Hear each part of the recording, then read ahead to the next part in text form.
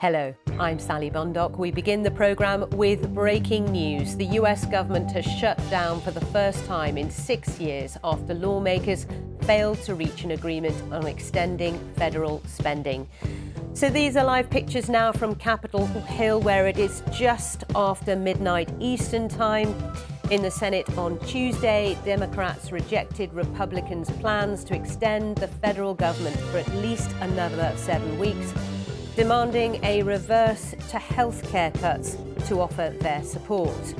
During a shutdown, essential workers continue as normal, some without pay, but government employees deemed as non-essential are temporarily on unpaid leave.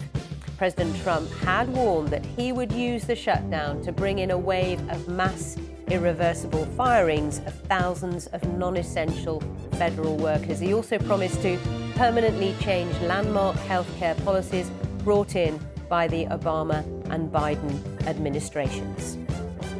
We can do things during the shutdown that are irreversible, that are bad for them and irreversible by them, like cutting vast numbers of people out, cutting things that they like, cutting programs that they like. So they're taking a risk by having a shutdown because of the shutdown, we can do things medically and other ways, including benefits. We can cut large numbers of people out. We don't want to do that, but we don't want fraud, waste, and abuse. Well, as the Senate failed to reach an agreement, the Republican Majority Leader John Thune and Democrat Leader Chuck Schumer blamed each other for the impasse. This is ready to pass right now.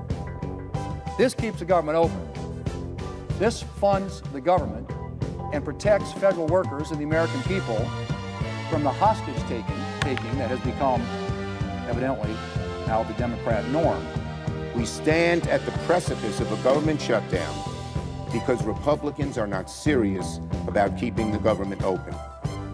If you want one glaring instance of that, Speaker Johnson sent his people home. They're home right now, even though the government will conclude at midnight.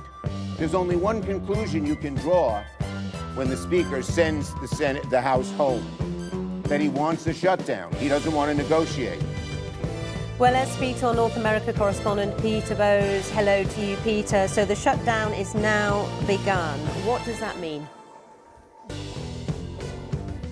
Well, it means that essentially this is a partial shutdown of government services. Not everything is affected, and of course essential services, emergency services will continue unchanged, but there will be plenty of services that over a period of time Americans will notice. I don't think there'll be an immediate impact on people living their everyday lives, but especially people visiting this country might notice that some of the tourist attractions have closed down, the national parks, maybe some of the monuments that people might have been planning to visit, and again over a period of time the airports could be affected. This is something that we noticed during the last shutdown almost 7 years ago, again during a Trump administration, the first administration, that the security workers and air traffic controllers at the airports were working. They were not being paid during that time until the shutdown finished, and it led during that period of time to some of those people leaving their jobs because of the hardship that they were suffering.